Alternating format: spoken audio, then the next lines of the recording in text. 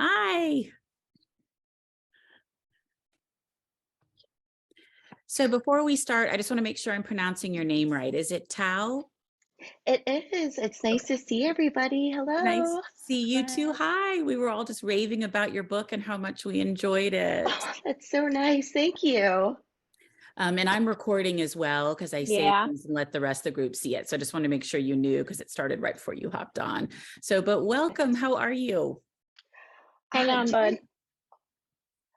Doing great today. It's a beautiful sunny day. My daughter just came back from the pool. She's dripping wet and very sugared up, but that's how summer is. How are you all? We're great and we're so glad you're here. And it's really fun that they did the book of the month announcement a little early because we can say congratulations. Thank you. I was so excited to be able to announce it. There are so many good books this month too. My box was really brimming with options. I'm gonna, Jessica, do you mind if I mute you? Is that okay? Oh, yes, yes, yes. Sorry. It's okay. I just and then just unmute when you want to talk. Perfect. Sorry. So how did that come about? We'll talk about the book and everything in a minute, but how did you find out that you were selected and everything? Sure. So I knew that Book of the Month had some great picks and I was really excited and hopeful. But it's one of those things you can't, you don't count on it. It's such a huge honor to even be chosen. So when I got the email and the phone call from my editor, I was just so excited to hear, and everybody was excited to be a part of this great program. And then when I saw the other books that had been chosen, I felt extra honored because it was just such great company. Yeah, it's a big publishing month, both May and June. It seems like there's a lot, or June and July, It I guess, seem like a does. lot are coming out. So yeah, that's wonderful. Well, that's very exciting. Thank you. Thank you so much. And it's funny because Banyan Moon gets marketed sometimes as a beach read, but then there's always this caveat that people add at the end where they're like, it's a little heavy for the beach, which is probably true. I was going to say I have not seen people say a beach read. I mean, I think you could read anything at the beach, but I would not necessarily be Yeah, like, okay, this is a fluff read for the beach at all. right, So I think there's right. more depth to it than that. But well, good. Well, why don't we've all read the book, so we don't have to worry Great. about spoilers and all of that, which is fun, I think. So I'm going to let everybody ask questions, and if they don't have any, then I'll ask. But does anybody have a question they want to ask? Renata? Hi, I was navigating your website and I noticed all of the articles you've written on Cup of Joe and other Mhm. sites. And I was just curious about your trajectory going from writing short pieces to then this novel. Yeah, it's funny because I got my master's degree and my MFA in creative writing. So I had actually been writing novels for a long time before I was doing these short pieces. I'm not necessarily novels, just like long length memoirs and essay collections. And so actually for me, it was the opposite where I had started with some of the more long form material and then I took a really long break after I received my MFA. I took a decade where I didn't write at all. And then I came back to writing through these little essays. I felt like once I became a mother, I had so much I wanted to say, and I thought I had put that part of my life behind me. But then I had these creative impulses and I was sort of just writing the pieces on my own. And then I cold pitched a few people and it just kind of spiraled from there. And that's actually how my agent found me. She had been reading my work in a few different venues and she said that before she looked at the byline, she could tell it was something that I had written. And to her, that was like an indication that my voice really was calling to her in some way. And so she emailed me and she said, hey, I'm actually going to be in your town visiting family. Can we just grab a coffee? And we signed together a few months later. So yeah, the transition has been really interesting going back and forth between the two. But I often just think of novels as a collection of scenes that are kind of woven in very deliberate ways to build to a narrative. So in that way, perhaps it's not so different from a collection of essays where you have these little moments that kind of build up to a collective feeling. Yeah, thank you for sharing that perspective. Of course. Thank you for the question. And I think it's a great question because I think that it seems like a lot of times agents are looking or people are encouraging authors to write and get published in journals and Mhm. things like that, that's a good way to start out before you're writing a novel. And it's really nice practice too, because you get used to being edited and you have this brevity of form that I think puts a lot of extra pressure on you to get to the emotional heart of your piece a lot sooner. In a lot of ways, it's great craft practice. That's a good point too. Beatrice, did you have a question? Yes, I was wondering if there was any type of literary meaning when Anne burned the picture of Ben, and then having that tie in somehow with the entire house burning down. Mm-hmm. Yeah, I think fire has always been really interesting to me as a metaphor because it is a destructive force, but at the same time, it can be a cleansing force as well. Like when the Banyan house burned down, you see these women begin to recollect themselves and rebuild their relationships in another place by water, coincidentally. And so I think I was really interested in that idea of this really brutalizing force that could symbolize both life and death at the same time, both a beginning and an ending. There was something in that contradictory nature of what fire can represent that was really interesting to me. To me, there's a very particular kind of violence that comes into like destroying something with fire as well when you're doing it deliberately. It, it, it, there's a glorification of that destruction, and so I think in even though Anne was sort of protecting her mother by burning that photo, I think there was a way in which she was putting the past to rest as well in a very deliberate manner. But I'd be curious to know what you think too. Well, I also thought it was interesting how Huang's brother was also into the fire, and he Mhm, found that like a powerful mhm, way of, I guess he felt like he could create that mhm, was like a power within him, mhm. and he was using his glasses to burn things and so forth. So I just was interested in the way you use the fire in the book, the meaning of the fire. I Thought it, really like that. Yeah, I like that you use the word power. I think that all the characters in the book feel powerless at different times, and Fook certainly more than the others. I think he's really grappling what it means to be left behind, not inheriting the Banyan house, among other things. So I love that you made that parallel to power and personal agency. thank you so much. I loved the book. Oh, I'm so happy to hear that. That makes me really glad. Thank you. So one of the things we were discussing before you hopped on was the fire in the house, and we were debating did the lightning start the fire or did the brother start the fire? Yeah, that was one of the things I really wanted to leave open to interpretation. Um, I I think that I think the lightning storm was definitely a big part of it, but I think there is just as much of an argument to say that Hook, um, whether accidentally or not, kind of took matters into his own hands. So I don't know. I'm curious what the general consensus is because I know you were just discussing it. What does everyone think? I felt like he probably had started it because there was the talk Hmm. about how much he did like fire. He'd been Hmm. trying to harness it. He was so bitter about the house Hmm. going to his sister. But I don't know. Hmm. What does everybody else think? I wondered if Noah had actually, was it Noah, the Her boyfriend? boyfriend. Hmm. I wondered Yeah. if maybe he did it because he wanted her to go back with him. Right, right. Yeah, I think that would have been a good motivation.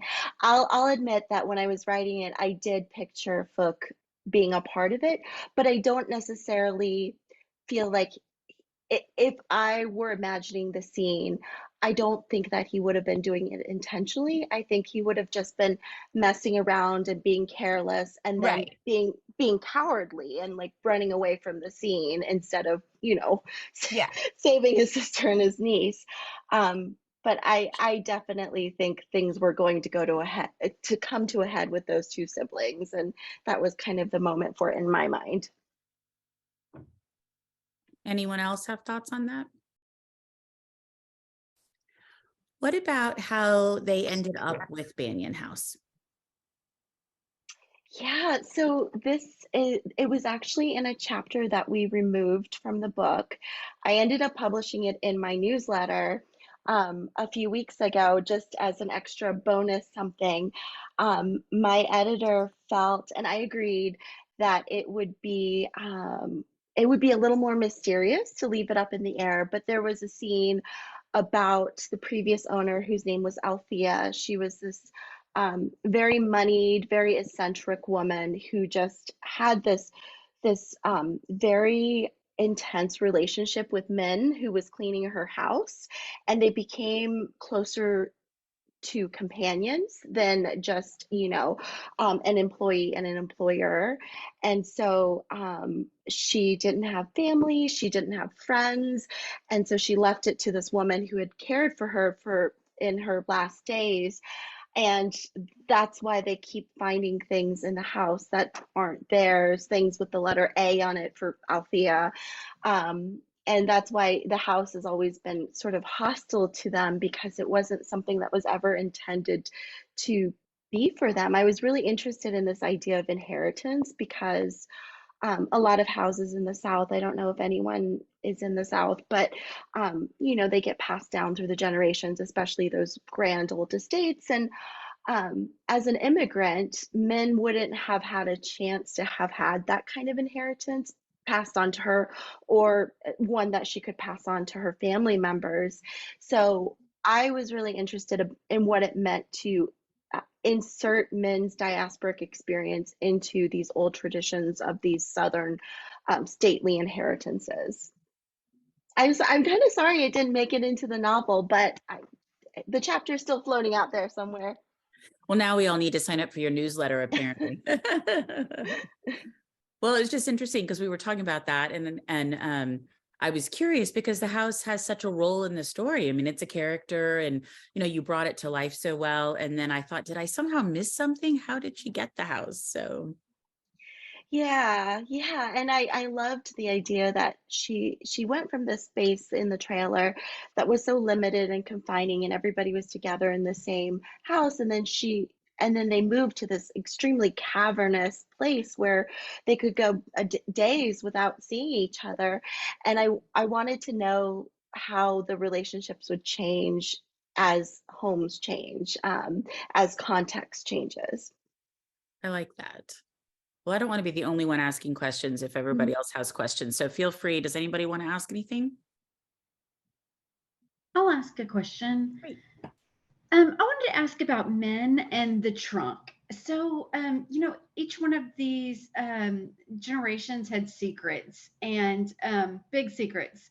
And in a way, because men put the trunk at her daughter's home when she got married at the apartment that she shared with her husband, and that backfired. That was not a great situation. But then they found the trunk again later at Banyan home after men had passed. And in a way, I felt like men wanted. How do you say the daughter's name? Is it Hyung? Hung, hung. Hung. I felt like Anne wanted Hung to know who her biological father was, but it was like something inside her just wasn't brave enough to share that with her daughter. So instead of coming out and telling her, she just like hid this trunk. And what made you come to the conclusion that Hyung would not know who her father is, that Anne would destroy the picture and not share that with her mother, but then give her son the name? Yeah, so I've always been interested because my family is also one of many secrets too. And I think a lot of times the narratives we see in books and TV is that, you lead up to the secret comes out into the open, it sort of ripples across all these lives, and then you find a way to resolve it. And I was curious about, I wondered what would it be like to have a secret that sort of touches these lives but is never fully articulated among the three women, because I've been thinking about this a lot with my grandparents. They're in their 90s, and as much as I think I know about them, I am so certain there are so many secrets inside their minds and hearts. Sometimes I'll catch a glimpse of things like, I'll see a picture that I hadn't seen before, or somebody will mention a name and then quickly shut it down and not talk about it again. And those little breadcrumbs were really interesting to me because I thought, there are so many levels underneath the surface that I'm not getting to. And then I thought, well, am I entitled to their secrets, right? I might be their granddaughter, I might be the person they love so much, but what right do I have to open that which they have locked up tight inside of them? So it was an interesting push and pull with Anne because men clearly wanted her to articulate the secret in some way, but Anne, I think, chose the route that men ultimately did, which was that of silence as protection. And so there was a circularity to that I enjoyed. But I also felt like Anne, being the kind of person she was, so determined and sort of like, um, fierce, I felt like she wouldn't let the secret go completely. Like she would just be like, I still need it to be a little bit a part of my life. I need to honor this and my grandmother and her story. And so she chose that name for her son, which of course means peace. And I think that's ultimately what the three women are looking for and hopefully get at the end. Thank you for that question. That was Yeah, really, I felt like you did a really beautiful job at showing healing in those relationships. And then at the mhm, end of the book, there was mhm, so much peace on the page. mhm. Even when their home was burning down, there was peace on the page. And I was very impressed on how you did that. So thank you for your answer. Oh, thank you for that question. I loved it. It's interesting that you were talking about novels and there's a secret, and then as the story unfolds, these secrets are learned. And we were talking about Mhm, that also, that is so often what's happening. And so it was really mhm. interesting to sort of turn that on its head in your book and have these secrets that don't ever come out, and how that ripples out. And I think even Wes at one point says secrets never stay hidden, but some of them do. And so I thought that was interesting, and it was a different approach, and I enjoyed that. Thank you. I think as I've grown older, I've been more comfortable with secrets. When I was young, I was definitely the person who was like going through my mom's drawers and like hunting through people's journals. I was a terrible snoop when I was a kid. And now that I'm older and I have my own daughter, I'm realizing how there can be a lot of love that surrounds those secrets. And I, I I don't know. I don't know. I still have a really complicated relationship to secrets, clearly, but ultimately, I think they're inescapable. Yeah. But I think you can do what Anne did, and decide not to unveil something like that, but then also to Yeah. honor it by naming her child that. Hmm. What were your thoughts on Noah? Like, where did you come down on his intentions and his Yeah. behavior? Like, what did you think of him in the end? I think he was just like a well-meaning dummy. We're talking about Noah, right? Yeah. Anne's fiance. I think he just like he has he thinks that everything is going to be great because he's lived this really charmed life, and so he thinks he can commit this infidelity and it'll be fine, and they'll be this, nuclear family, the two of them and Ben, because he's always seen this idea of perfection and he's really uninterested in the cracks. And Anne is all cracks. She is full of mistakes and passions gone awry and all that, but she's also such an honest person in some ways in her emotions. Um, and so I have great affection for Noah, even though he committed an infidelity and he betrayed her trust. I think ultimately he just he never understood Anne enough to be with her. Um, I don't know. What did you guys think of Noah? Did you like Noah?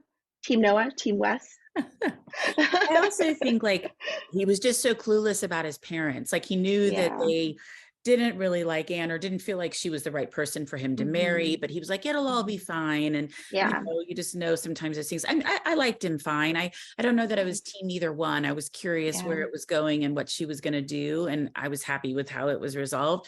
But I did feel like sometimes he was just clueless. But he He's wasn't evil clueless. intended, he wasn't a Mhm. bad person, but he also wasn't used to being told no. Yeah, I was also interested in playing with the differences in kind of our perspectives when we're dealing with matters of race, because I think Anne was like very heightened to many microaggressions, and she was certainly able to parse the truth out of many moments that he was really willing and eager to kind of smooth past. So I was really interested in what it meant for them to exist in this very um, elite society together, where she was feeling all the barbs and he was just kind of sliding past them unaware.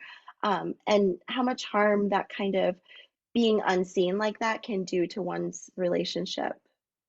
And how she was letting it go for so long, but then was really realizing, I don't think I can let this go. Like I can't live my whole life with Hmm. ignoring all of these things or letting them slide by when he has no clue that it's even happening. Hmm. Yeah. Yeah. Yeah. Yeah, I do like that they seem to find affection at the end for each other. I feel like this book is often described as a dark and heavy book, and although I absolutely understand that, there's a part of me that just wants to be like, but no, it's like a book of hope. It's a book of all happy endings, you know?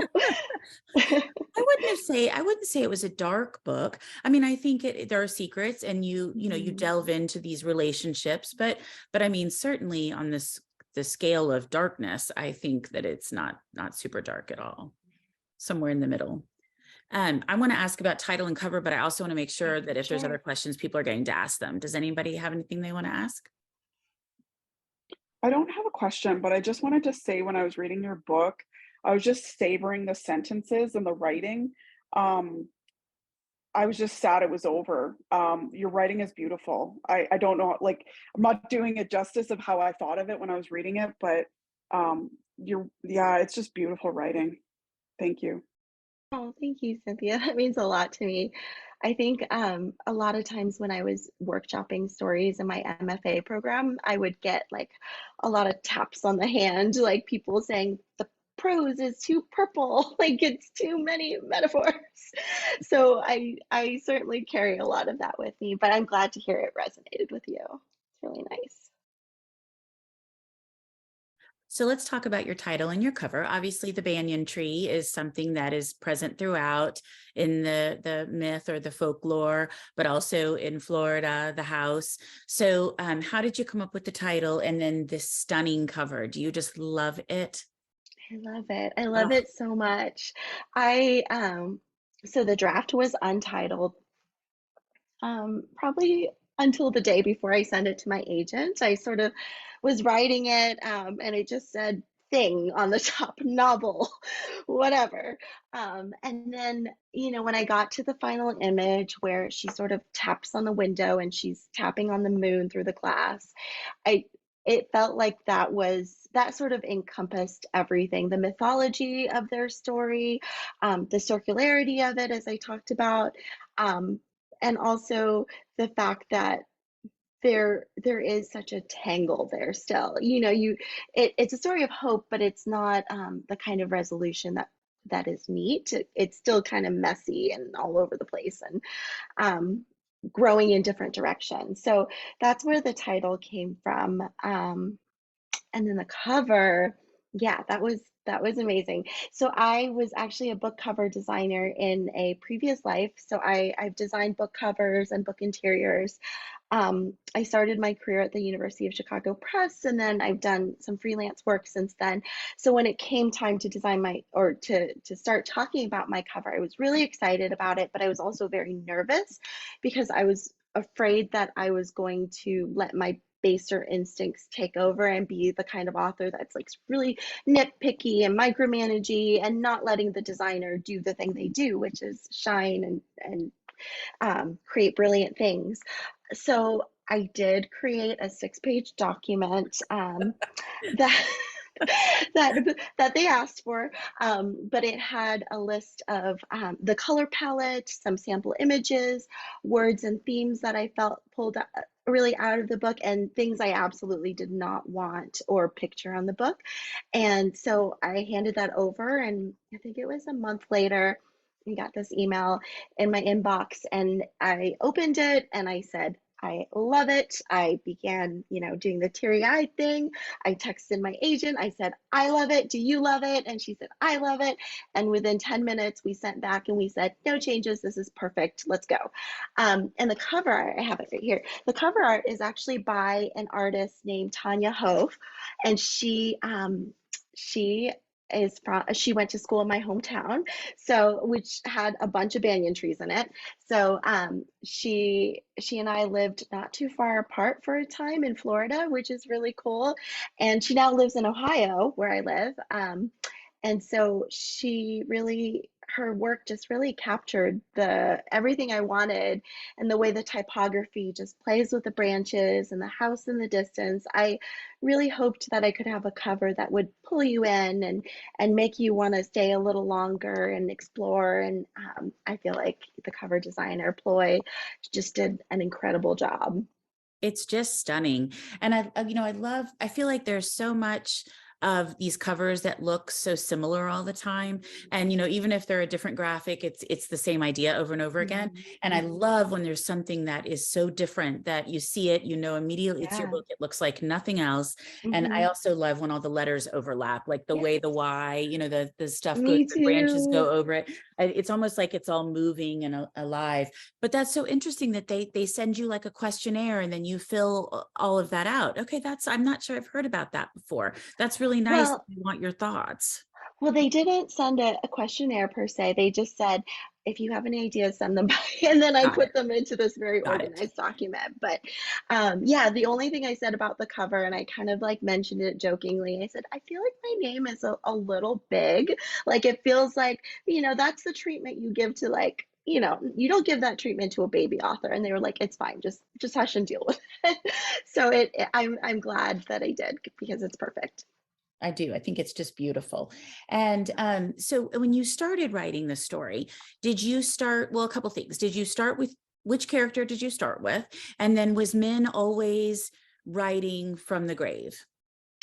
Yes, she was. And she was also the character that I started with. I actually thought the whole thing would be narrated from her perspective. Um, I wanted to imagine a world where, I- and I feel like this is the case with my grandmother, where somebody's love is so intense that even after they've gone, you feel that their presence will always sort of be there, watching and judging and being meddlesome from beyond the grave. I hope my grandmother haunts me. I hope she meddles in my life. She will. But so it was always going to be from Min's perspective. But the more I wrote, the more I found these two other women wanting to speak up too, and their voices were so strong in my head. And I kind of said to Min, I said, you have to make some room. Like all three of you are going to be clamoring. And let me tell you, that was a narrative challenge. At some point, my editor sent me back an edit note, and it was long, and she had detailed where every chapter was, and she was like, do you see, we are getting like very little of Hung, like it's like Min is taking over the narrative, how can we give them all an equal share? And I'm like, well, of course she would take over the narrative. She's like got so many things to say. So that was a balance, definitely. How long did it take you to write the book? So I started in January of 21, and I submitted it to my agent in August, so roughly 8 months. But I like to say it took 8 months, but also a lifetime, because this was kind of the story I was writing and rewriting in so many different ways, in so many different forms, and in poetry, in my art, in my nonfiction essays. It was always about motherhood and what it meant to love somebody that felt so distant from you, someone you couldn't like hold on to. I so yeah, it's 8 months in a lifetime. I thought it was really interesting because um, Hung is so frustrated with her mother, but then she almost turns around and does the same thing. Like it's almost a repeat of the relationship. And I thought it was just interesting because I think that plays out a lot in real life. But that, you have one thing that bothers you or a relationship that bothers you, and then you turn around and do the same thing. I'm assuming that was an intentional thing. Yeah, I think we all have these big resolutions. I don't know if any of you are parents out there, but I certainly had a lot of thoughts on what kind of mother I would be. And then I became a mother, and I see myself doing things that my mom did. I see myself telling a lot of the same stories and having a lot of the same parental tics. Bribing is a big one of those. So I was really curious to see what Hung would do when she was in these situations, but then also like what kind of grandmother she would become, because she also became a little bit overbearing towards her new grandson too, and a little possessive. And I think a lot of those dynamics are natural, but it comes into relief when you've been screaming at your mother for doing the exact same things you're doing. And it's just a difficult relationship, mother It daughters. is. And it's so much Yeah. easier, the grandmother to the granddaughter. My mother used to Yes. always say that it's so much easier to be a grandparent than it is to be a parent. Hmm. You just don't have the same connection. You don't have the same responsibilities. You just Right. don't feel all of the pressure, I think.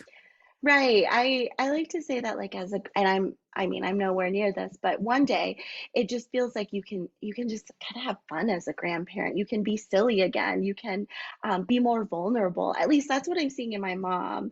When she became a grandmother, she became so silly, and I loved it. I was like, where was this woman hiding all my life? She's in there. I think it's natural though, because as a parent, you feel so much responsibility and pressure, Mm, and it reflects on you. But as a grandparent, you're like, oh, yeah. that's their job. I just get to have fun. Right.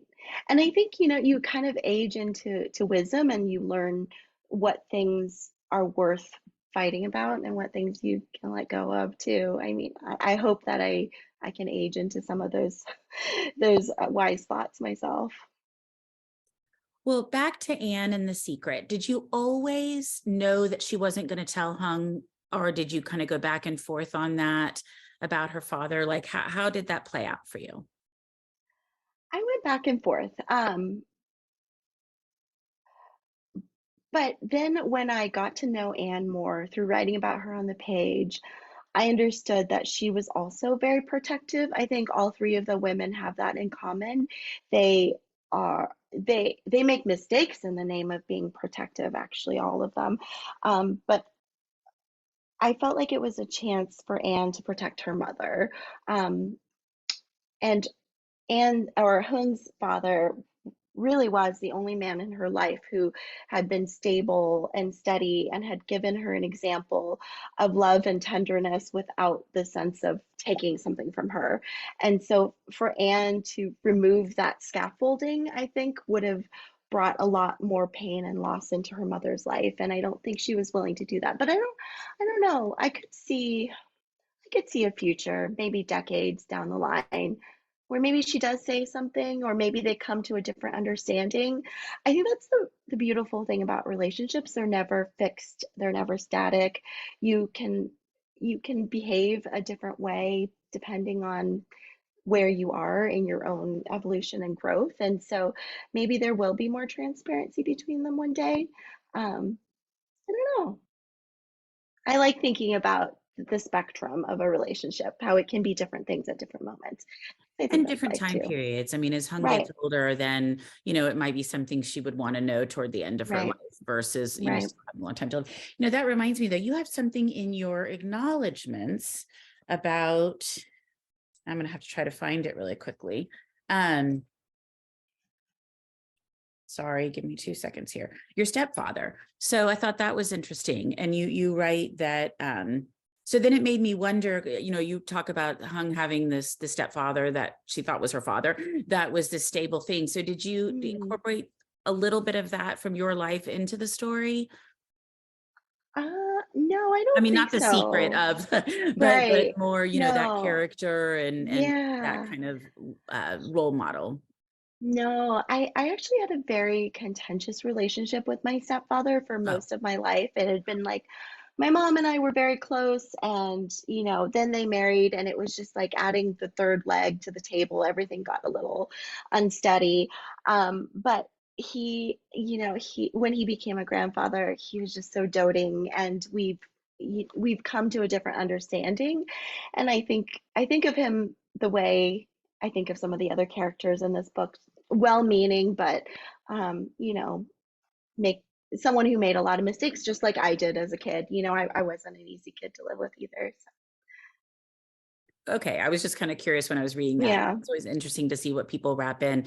And that actually made yeah, me think of another thing that, and I thought this played out in your book over and over again, that people develop these relationships and a dynamic with each other, and it becomes so cemented that it's hard to override it. And so I think Anne and Hung are trying so hard to get past their bitterness, past their mhm, unhappiness, but over and over again, it just rears its head. And I thought that was interesting because I think that's life. And I even watch it with my mhm, 3 kids. They sort yeah. of have their spot in the threesome, and it's hard sometimes for that to shift it all. It's uncomfortable because we get so comfortable in our roles that they become like scripts. We know what we say to this person and that person, and this person's the clown, and this one's the over emotional one. We all get these labels, and they make us feel safe because a lot of times that's what categories do. And stepping out of them is very vulnerable, and it requires rejection to be like, listen, I know you thought I was this person, but I'm actually a little different, and you might not like this kind of different. Um, I think that can be really scary for people sometimes to reimagine different relationships for themselves and their family members because there's safety in the script. I think that's right. And I think also people develop these grudges or things that they Mhm. perceive Yeah. as threats or, whatever it is. And sometimes you forget what it even is that was the grudge, but Yes. you remember that you're unhappy about it. And so I feel Yeah. like Anne kind of kept thinking, oh, but my mom did this, or I'm frustrated with her because of Yeah. this. And so it's hard to override that. And you try to be nice and they're not nice back. And then you revert right back to where you were. And I just thought that Yes. played out very well. And I think it's so, so real life. Thank you. Yeah. I think Anne and Hung are so interesting because they have so many similarities, and they both of them refuse to see it. They're just like, I am not like her. You know, they're a funny duo. I can kind of imagine an epilogue where they're raising Ben, and kind of the bickering that they would get into over those child rearing choices. Yeah, for sure. Well, I feel like I'm asking all the questions. Does anybody have questions they want to ask? No? Okay. Well, I just want to make sure if you did, I was not hogging everything. What about what you have read lately? Like what's on your nightstand? Oh yeah, so I've been reading a lot of really diverse things. I if I were to choose one thing that goes on my tombstone, it wouldn't be writer, it would be reader. I feel like I'm much more of a reader. So I just picked up this book by Mira Jacob called Good Talk. I don't know if you've read it. It's a memoir in conversations, and it's a graphic memoir. And I interviewed her for an article, and it's about race in America and what it means to be part of an interracial marriage, and the conflicts that can come about politically with in-laws and family members. And it's just so beautifully written. And then I actually just put down this really fast moving fantasy called Caraval. I think I'm really behind on that, but that was really fun. I love a good fantasy. And I'm also a big rom-com reader. So I recently read Romantic Comedy by Curtis Sittenfeld, and that was a fun romp. And then I think the last really moving book I read was Hello Beautiful by Anna Napolitano. It was just, I'm a big Little Women fan, so it just the little callbacks were really pleasant.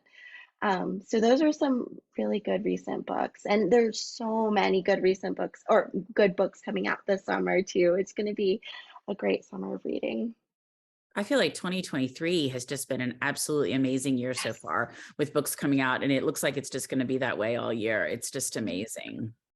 Yeah, and it's funny because a lot of these books were pandemic novels. They were written during the pandemic. So I think because we were all in this weird fraught state and a lot of us were at home, it just brought out the weird in some of these authors, including myself. And so you start to imagine speculative scenarios and creepy haunted houses and what have you. And I think it makes for some really great fiction and nonfiction. I think that's exactly right. Well, before we wrap up, anybody else have anything else they want to say or ask or anything? Okay. Well, this was delightful. Thank you so, so much for joining us. We just loved reading your book, and it was really fun to hear about you. everything. It was my total pleasure. I know it's a late night for some of you, so I really appreciate you being here, and it was nice to see all of your faces. Well, and good luck with everything. Thank Congratulations on Book of the you. Month, and can't Thank wait you to so see your book much. make its way out into the world. Me too. I'm really excited. Thank you, Cindy. Thank you, everyone. All right. Bye. Bye, Bye. Take everybody. care.